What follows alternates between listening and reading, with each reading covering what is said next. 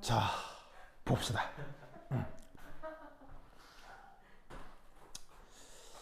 자, 아까는 이 uncertainty principle의 이제 실험적 직관을 봤죠. 근데 이제 그러한 어떤 실험적 현상을 이 사람이 이제 수리적으로 이제 표현했다고 했는데 그 결론이 여기입니다.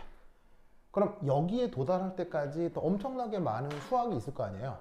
근데 그거는 나도 4학년 2학기 때 보고 두 번 다시 본 적이 없어요. 그 대학교 4학년 2학기 때 그때 한번 공부하고 두 번 다시 뒤져본 적이 없어요. 그래서 그 수학적 과정은 난 싹 까먹었으니까 여러분 궁금하면 알아서 찾아보도록 하시고 결론은 이 수식을 외우기만 하시면 됩니다. 알겠죠? 그래서 시험에는 이 수식과 관련돼서 간단한 계산 문제만 나오니까 그 정도만 해결할 수 있으면 되고 이걸 어떻게 증명하냐는 나중에 대학교에 가서 공부를 해보도록 하죠. 자, 이때 H바라고 하는 건 뭐예요? 바로 플랑크 상수를 2파이로 나눈 거죠. 그래서 이제 다르게 표현하면 플랑크 상수를 4파이로 나눈 겁시다. 이렇게 이제 표현해 볼 수 있습니다. 플랑크 상수는 대략 값이 6.6 10의 마이너스 34승 줄 세크로 표현되는 상수, 바로 플랑크 상수고요. 그것을 4파이로 나눈 값보다 두 개를 여기 보시면 이제 여기 단순한 곱하기입니다. 이 곱하기가 이 값보다 커야 된다는데 이 각각이 뭐냐면 바로 요거예요. 첫 번째 1 델타 x 얘는 위치 측정의 표준 편차입니다.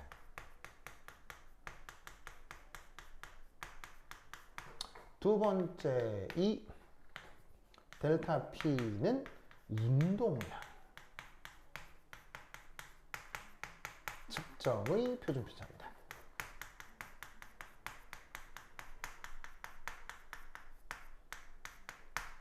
사실 또 여기에 이게 축 방향성 표현도 들어가는데 그냥 그건 나중에 얘기해 보도록 하고. 그래서 뭔가 그 물리량을 알아내려면 측정을 해야 되잖아요. 근데 여러분 측정은 몇 번 해야 돼요? 자, 측정은 당연히 어떻게 하는 게 제일 좋게 하겠습니까? 무한번 하는 게 좋겠죠. 그런데 무한번 하는 게 사실은 가능해요, 불가능해요? 바로 동과 시간의 제약 때문에 무한번 측정하는 건 불가능하죠. 그렇다고 측정을 한 번만 해버리면 이거는 무엇에 문제가 있을 수 있겠어요? 신뢰도에 문제가 있을 수 있겠죠. 그러면 극단적으로 측정을 한 번 하는 것과 극단적으로 측정을 무한번 하는 것 중간 어딘가에 최적인 상황이 있을 거 아니에요. 즉 가성비를 따졌을 때 그 최적의 측정 횟수 몇 번? 바로 측정은 최소 3번이에요. 네. 3번보다 많아야 해요. 무슨 말이겠어요? 3번보다 많아야 돼요. 적어도 3번. 알겠죠? 측정을 여러 번 반복할수록 신뢰도가 올라가는데 너무 반복 횟수가 늘어지면 돈과 시간이 많이 들어가죠. 그 가장 최적이 3번이에요. 3번 떨어지면 신뢰도가 확 떨어져요. 2번만 측정하잖아요. 그럼 신뢰도가 50% 정도가 되고요. 3번 측정할 때 신뢰도가 90%가 돼요. 그럼 4번 측정하면 92%, 그 다음 93.2, 이게 올라가긴 올라가는데 올라가는 정도가 확 줄어요. 그게 3번이에요. 그래서 뭔가 측정을 할 때는 적어도 3번. 그러면 측정을 여러 번 했기 때문에 당연히 측정 사이에 무슨 값을 구할 수 있겠어요? 여러 측정 사이에 뭘 구할 수 있겠어요? 평균값이 있겠죠? 그럼 평균값으로부터 각각의 측정값의 차이를 뭐라고 해요? 평균값에서 각각의 그 데이터의 차이. 그거를 표준편차라고 하죠. 물론 뭐 제곱해가지고 뭐 다 더하고 하냐 그 평균과 실제 데이터의 차이를 보여주는 지표가 표준편차잖아요. 그래서 지금 여기 나와 있는 델타 X, 델타 P도 어떤 측정의 표준편차를 의미하는 거라고요. 무슨 말 알겠죠? 그렇죠? 그럼 여기서 알 수 있듯이 어떻게 된다? 좋은 측정 결과일수록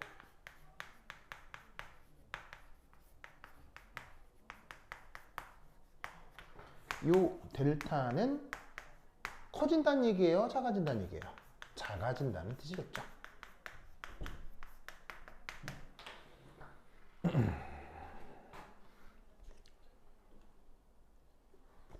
그런데 이때 이 불확정성 원리의 의미는 뭐냐면 두 번째 이 델타 x, 델타 p 모두를 0으로 만든다, 못 만든다? 만들 수 없다는 얘기죠.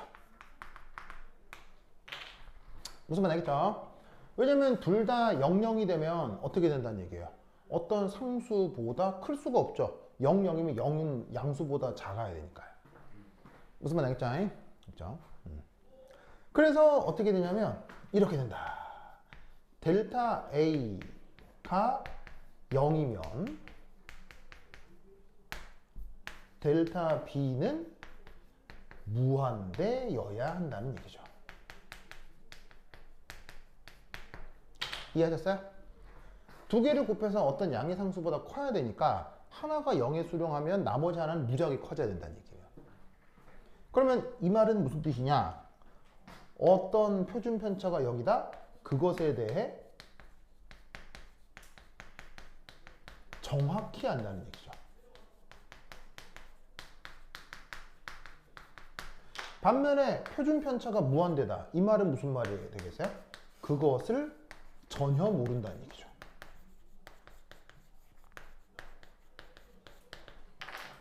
체린이 키를 측정했는데 5번 측정했어. 첫 번째 1m. 두 번째 3m. 세 번째 5m. 네 번째 30cm. 무슨 말인지 알겠어요? 자, 이렇게 측정이 됐다면 표준 편차가 큰 거예요? 표준 편차가 작은 거예요? 표준 편차가 크죠? 그러면 이렇게 측정을 해버리면 체린이의 키에 대해서 안다는 얘기예요? 전혀 모른다는 얘기예요? 이게 무슨 말도 안 되는 거야? 이렇게 되는 거지? 그 얘기를 하는 거죠. 그래서 이걸 얘기해 주는 수식이 바로 uncertainty principle입니다. 알겠죠? 그런데 이 표준 편차가 이게 이제 보통의 표준 편차는 아니에요. 보통의 표준 편차는 아니고 양자역학적으로 표준 편차를 표현하는 방법이 있거든요. 그대로 표현을 한 거를 이제 이 뭐냐면은 하이젠베르크가 uncertainty라고 한 거지, 보통 통계학에서 얘기하는 표준 편차와 완벽히 같진 않아요. 그리고 물론 되게 비슷해요. 유사한데 그 구하는 방법이 약간 달라요. 그러니까 파동함수를 적용해서 통계적으로 처리하는 방법이 있는데 그거를 지금 여기서 uncertainty라고 하는 겁니다. 근데 이제 의미상 통계학에서 얘기하는 표준 편차라고 생각해도 크게 문제는 없어요. 그럼 이제 이 델타 X, 델타 P를 양자역학과 통계학을 조합해서 풀어나가는 방식이 있겠죠? 그건 몰라도 된다 이런 말이 알겠어요? 몰라도 된다는 얘기야. 계산하는 방법이 있는데 얘기해 줄 수도 있는데 뭐 당장 시험에 나오는 건 아니니까, 그러면 이제 문제가 이렇게 나오면 이걸 어떻게 푸느냐 이런 거지. 무슨 말 되겠죠? 자, 그럼 예를 들어서 이제 이 uncertainty principle을 이 문제 적용을 해보자. 자, 어떤 야구공의 그 무게가 한 이 정도 되나 봐요. 한 몇 파운드 정도 되는 것 같은데 이게 아마 0.146kg이 이게 무슨 파운드로 얘기하면 딱 몇 파운드일 거예요. 왜냐면 이게 야구가 미국 스포츠잖아. 미국은 그 미터 킬로그램 안 쓰니까 그거를 킬로그램으로 바꾸면 이런 애매한 숫자로 바뀌나 보지. 그래서 이제 야구공을 그 위치를 위치 측정하려고 파장 5.4 곱하기 10의 7cm의 가시광선을 썼대요. 그럼 야구공 속력의 uncertainty는 어떻게 되느냐? 그럼 우선 이게 상황이 어떤 상황이냐?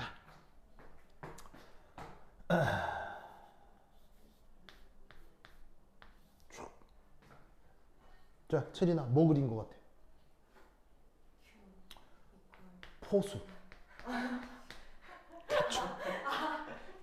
캐쳐. 그 다음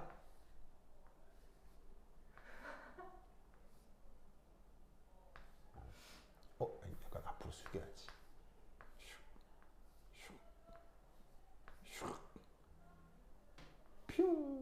자, 뭐겠어요? 투수. 아니, 투수가 공을 쉥 던져가지고 이 토수가 이 던진 공이 착 하고 이게 밑에 들어갈 예정인 거야. 무슨 말 알겠어요? 이 장면을 짜잔.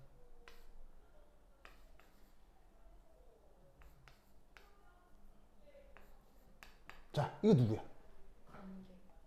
관중석의 스카우터야. 스카우터. 에이전시. 스포츠 에이전시의 스카우터가 여기 앉아서 이 신인 투수랑 계약을 할까 안 할까 지금 보고 있는 거야. 무슨 말 알겠어요? 그럼 이 스카우터 손에는 뭐가 들려 있을까? 스피드건이 들려 있겠지. 아, 예.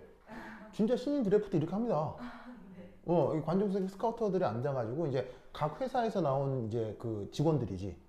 앉아가지고 이번 신인 투수 중에 괜찮은 애 계약할 만한 데 있냐 이게 이제 찾으러 온 거야.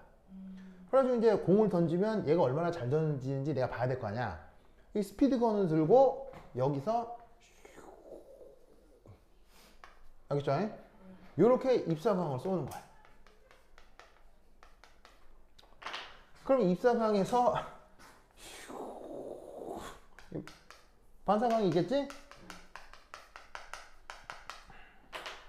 이걸로 요 공, 무슨 말 알겠어요? 요 공의 빠르기를 측정할 수 있다고. 이때 입사광하고 반사광 약간 차이가 나지. 여러 가지 이유가 있을 수 있는데 일부의 운동량을 이게 공이 가져갈 수도 있지만 그것보다는 거의 가져가는 건 별로 없고 여기서 무슨 일이 벌어지겠어요? 도플러 효과가 나타나겠죠? 왜냐면 가면 이게 여기서 반사를 하게 되면 그 반사광의 광원이 이게 된다고. 그럼 얘가 움직이게 되면 그 광원이 움직이게 되면 그 파장이 달라지지. 그 차이로 여기에서 속력을 이 녀석의 속력을 여기서 측정할 수 있는 거라고. 도플러 효과를 이용해서 측정하는 거란 말이야. 무슨 말 알겠죠? 알겠죠? 이런 상황 이해됐죠? 되죠? 자, 그러면 이 상황에서 이거를 여기에 적용해 보라는 거야, 그냥. 알겠죠? 그럼 이때 여기서 중요한 게 뭐다? 바로 위치 측정의 표준 편차 델타 X 요거의 의미가 뭐냐? 이걸 살펴봐야 돼요. 그래서 여러분 기억해 둬야 될 표현 중에 하나가 바로 혹시 이런 말 알아요? Rule of thumb. Rule of thumb. 이게 이렇게 연결하면 형용사가 되거든요. Rule of thumb. 이게 뭐예요?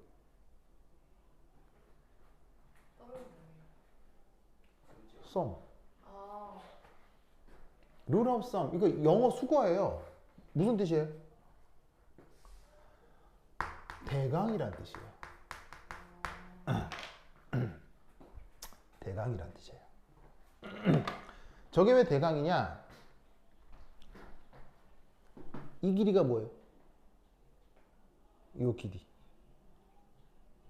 이게 인치예요. 1인치가 요걸로 정의되는 거예요.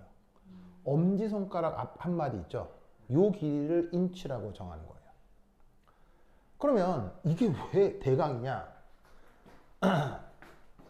예를 들면 이 녀석의 길이를 측정하고 싶어요. 우리는 자를 들이대잖아요. 3000년, 4000년 전에 자가 있기 어렵잖아요. 그래서 이걸 고대 인류는 어떻게 측정했냐면 한 마디, 두 마디, 3분의 1. 그럼 여기가 2.3인치. 무슨 말인지 알겠어요? 이렇게 측정한 거예요.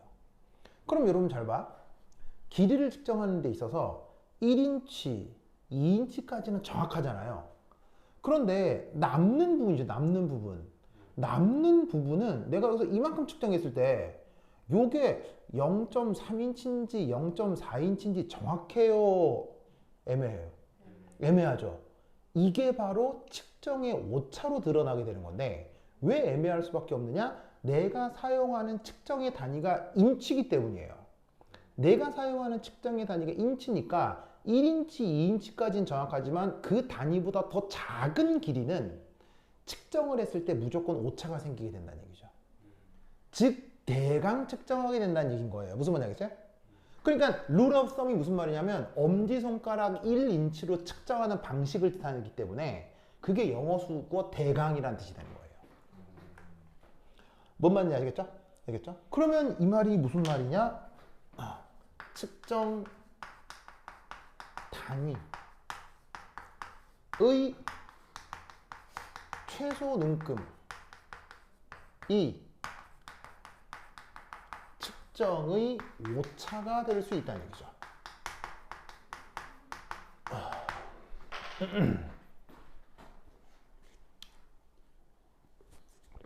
그렇다면 지금은 야구공의 위치를 측정하는 최소 수단이 바로 사용하는 빛의 파장이 되는 거예요. 바로 어떤 생각을 하면 되냐면 그 파장 곱하기 자연수배가 바로 관찰자와 공 사이 거리다. 이렇게 생각해 볼 수 있다는 거죠. 무슨 뜻인지 알겠어요? 자, 뭔 말이냐면 여기서부터 여기까지 거리도 지금 봐봐. 파장이 한 파장, 두 파장, 세 파장 해서 파장 자연수계가 여기 도달해서 여기서부터 여기까지 거리가 되는 거 아니에요. 그러니까 사용하는 빛의 파장의 자연수배를 한 게 여기서부터 여기까지 거리의 정보가 된다는 얘기예요. 무슨 말인지 알겠어요? 그런데 사용하는 그 파장도 나름의 크기가 있잖아요. 이 파장보다 더 작은 단위는 이걸로도 정확하게 측정하기가 애매하다는 얘기인 거예요. 그래서 이 파장 자체가 바로 뭐가 된다? 위치 측정의 표준 편차와 비슷한 값을 가지지 않을까라고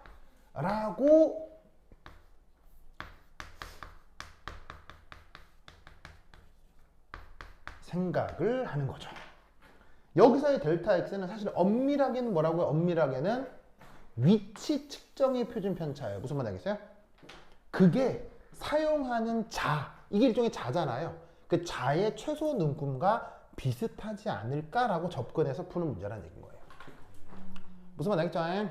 그걸 이런 문제에서 인식해야 돼요. 됐죠? 그래서 델타 x 자리에 요거를 대충 넣어서 계산해라 이런 거지. 그럼 이제 어떻게 계산하느냐? 그럼 이제 이렇게 하면 되겠지. 자, 여기 쉬운다. 쉬운다. 지우사.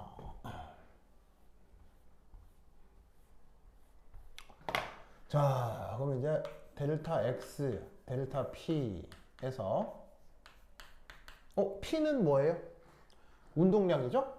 그 운동량 수식은 mv잖아. 그럼 얘를 다시 어떻게 쓸 수 있냐면 m 곱하기 델타 x 곱하기 델타 v 이렇게 쓰는 이유는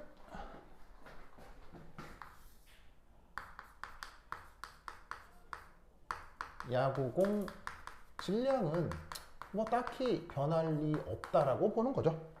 투수가 던진 공의 뭐 질량이 크게 바뀌었다. 뭐 이건 좀 이상하잖아요. 그래서 야구공 질량은 그대로 둔다면 이 부분을 이렇게 바꿀 수 있다. 맞습니까? 그럼 이게 하이젠베르그 표현에 의하면 요거잖아요. 그래서 H 나누기 4파이 됐죠? 그럼 얘를 다시 어떻게 쓸 수 있냐면 델타 V는 부동호가 되고 4파이 M 델타 X 오버 H 바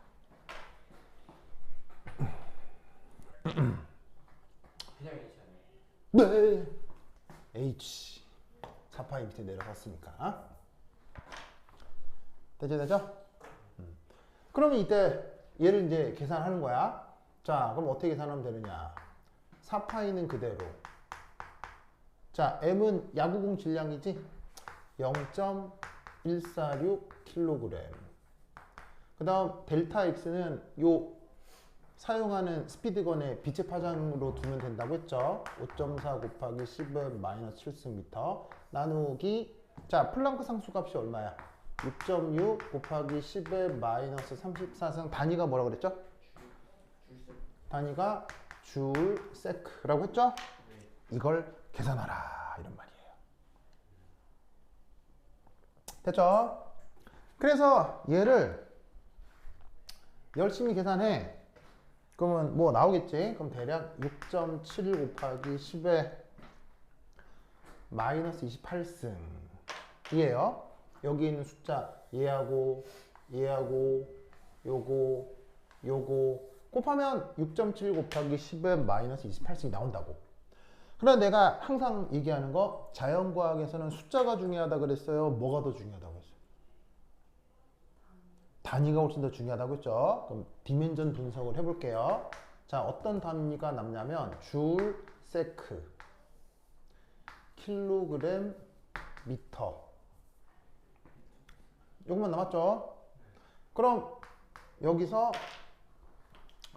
주르의 정의가 뭐예요? 바로 1뉴턴의 힘으로 1m 끌고 간 게, 그게 원줄의 의미죠? 그럼 여기서 약분되네요. 누가? 미터하고 미터가 약분되네요. 그런데 이제 저기에 있는 요 뉴턴의 정의는 뭐예요? 1kg의 물체에 1m/s 제곱의 가속도를 만드는 게 원 뉴턴의 정의죠? 그러면 약분되죠. 또 누가? 킬로그램 초 약분되죠? 그럼 뭐만 남아? m/s. 알겠죠? 그래서 지금 구해놓은 게 6.7 곱하기 10의 마이너스 28승 m/s. 그러면 입사광과 반사광의 차이의 도플러 효과에 의한 차이로부터 여기에 있는 CPU가 계산해주는 그 뭐냐면 공의 속력은 표준 편차가 얼마? 요 정도 나타난다는 얘기야. 그러면 여기에 찍히는 속력이 보통 뭐 나오죠? 투수가 던지는 거니까 세게 던지면 140km 정도 나오잖아. 140km 정도 속도가 찍히는데 이 정도 오차가 난다. 큰 의미가 있다는 얘기야, 없다는 얘기야? 없다 이런 말이죠. 무슨 말 알겠죠? 네, 그걸 보여주는 문제가 되겠습니다. 그래서 이 불확정성 원리에 대해서는 이런 타입의 간단한 계산 문제가 나올 수 있어요. 왜냐하면 이런 종류의 문제는 중달책에 억수로 많거든. 무슨 말 알겠죠? 이런 정도의 문제도 이렇게 푼다라는 걸 아시면 됩니다. 핵심은 요거를 위치 측정의 불확정성으로 대강 정한다라는 사실을 알고 있어야 돼요. 알겠죠? 오케이, 됐다. 좋았어. 그리고 아까 그 불확정성 원리 할 때 파동적 관점에서 파형 여러 개 겹쳤을 때 나타나는 그 상황 있죠? 예, 그거 그렇게 말로 설명해 보라는 게 시험 나온 적 있으니까 명심하시고요. 알겠죠? 오케이, 됐다. 자, 그 다음이 이제 슈레딩거 방정식이거든요. 슈레딩거 방정식에서 상자 속 입자 언급하셨나요? 아직 근데 수업을 아직 안 나왔죠? 제가 쌤이랑 얘기해봤는데 수업 제가 하니까 그 쌤이랑 지금 언급을 상자 속 입자는 안 했어요? 그러니까 상자 안 했고. 그 다음에 또 상자 속 입자 안 했어요? 상자 속 입자 말고 다음에 또 생각나는 건 없어요? 저는 제가 보여드릴게요.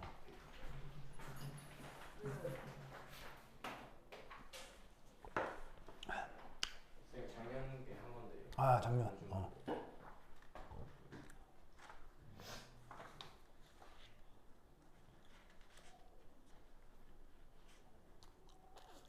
상자 속 입자는 안 하신 모양이구나. 쌤이 뭐 이거 이런 시험 이거 봐. 아 쓰던 결락. 오케이. 그 필기 약간 이거 써놓는 그런 것들.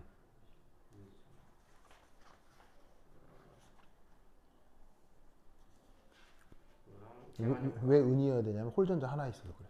홀 하나 있어. 홀전자 하나. 은은 D1, 그러니까 S1 전자비트였거든요. D10 S1 굴이랑 똑같아요. 그럼 D10이면 전자가 다 채워지죠.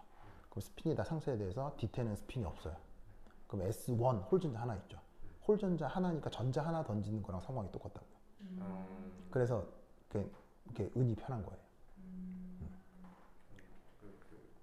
계면효과 정상 비정상 이거 어렵다. 아 이거 올소스 버려서 오케이 이 작년 거죠. 네. 작년 내가 줬나? 쌤이 주셨어요. 내가? 그 고민한 쌤이. 고민현 쌤이 제가 이거 수업하는 거니까. 오케이. 그래서 여기서는 근데 오비탈 파동 이거 있고 이건 뭐 여러 번 했고 그 평균 반지 어. 그거 해가지고 그 서로 겹쳤을 때 앞에 그 부분 지웠을 때 평균 반지로 뭐가 무슨 오비탈인지 맞추는 그런 거. 알겠습니다. 리치 다이어그램도 했어요? 그것도 한데 그건 제 파트가 아니긴 한데 그것도 나와요. 그것도 한대요? 알았어요. 오케이. 알겠습니다. 슬레이트로 이런 거. 슬레이터로? 알겠습니다. 오케이. 이건 내가 가지고 있으니까. 그래서 요 부분 하고요. 그 다음에 슈레딩거 방정식에서 이제 조금 더 슈레딩거 방정식을 직접 풀려면 상자속 입자를 들어가야 되거든요. 근데 상자속 입자를 작년에도 안 했었어요. 안 하고 바로 이제 원자 오비탈로 들어갔으니까 다음 시간에는 원자 오비탈의 레디얼 파트, 앵귤러 파트에서 그 평균거리 계산하는 문제를 한번 해볼게요. 예, 그거 어떻게 푸는지 한번 해보도록 하겠습니다. 예, 그거 작년 기준으로는 무조건 시험에 나왔거든요. 무조건 시험에 나왔으니까 그걸 해보도록 할게요. 예, 그래서 다음 시간이 화요일이지? 네. 화요일 오전 1시 1시인가? 기억이 안 나. 그때쯤이지 않나? 1시였을 거예요. 1시인가? 1시 올 수 있어요? 네. 1시? 1시였을 거예요. 1시에서 아닌데 1시인가 12시인가? 아무튼 이따 다시 확인해 보자. 그때 오시면은 원자 오비탈 얘기를 해보도록 하겠습니다. 그래요. 체리는 뭐 궁금한 거 있어요? 그거 표 보고 따와서 계산하고 노드 계산하고 하는 게 있거든요. 그거 해볼 수 있어야 돼요. 그거 막 쌤이 이제 뜨는 건데요. 하동한테 식이 있잖아요. 네. 그러니까 이랬으나 이랬으나 다 식이 있잖아요. 그 네. 식만 보고 그 오비탈이 뭔지 네, 재작년에 계속 그거 나왔어요. 그걸 해야죠. 쓸 줄도 알아야 되고. 그렇죠. 거기서 특징들이 있거든요. 그러니까 특징들을 가져다가 쓸 수 있어야 돼요. 지수함수에 이제 4분의 3분의 뭐 이게 있어요. 그거 보고 주양자수 알아내고 하는 게 있어요. 그럼 제가 지금 선생님께 3S 오비탈을 식을 말해보라고 선생님께 부탁하면 선생님은 바로 해주실 수 있나요? 그 뭐냐면 수식을 외우진 못하죠. 표를 보고 이제 쫙 뽑아가지고 쓸 수 있는 거죠. 표가 있어요? 예, 표를 주고 거기서 딱 찾아내야 돼. 표를 여러 개 주고. 왜냐면 그 원래 미분 방정식 계산해야 되는 건데 그걸 뭐 매번 할 수는 없잖아요. 그래서 그거를 해놓은 표가 있어요. 거기에서 어떤 주양자수에 맞는 그 수식이 뭔지를 내가 보고 찾아서 이렇게 재구성해야 돼요. 그게 문제에 나와요. 그러니까 매 순간 미분 방정식을 풀어라. 그럼 불가능해요. 그럼 미쓰고도 못해요. 그건 그 사람도 못하기 때문에 보통 옥스토비 책이에요. 옥스토비 책에 나와 있는 수식을 주고 그걸 뽑아서 뭐냐면은 그 재구성해야 돼요. 근데 그게 아마 시험 문제 이번에 꼭 낸다는 뜻이군요. 작년에도 냈고 재작년에도 계속 냈으니까 그걸 이제 꼭 배워보도록 하겠습니다. 그래, 화요일로 오세요. 오케이 됐다. 그럼 가지. 다음 시간에 안녕. 트레이닝도 안 해요. 빨리 해야지. 안녕. 좋았어. 시마이 데스. 옷 수업하고 그거 있잖아요. 그거는 뭐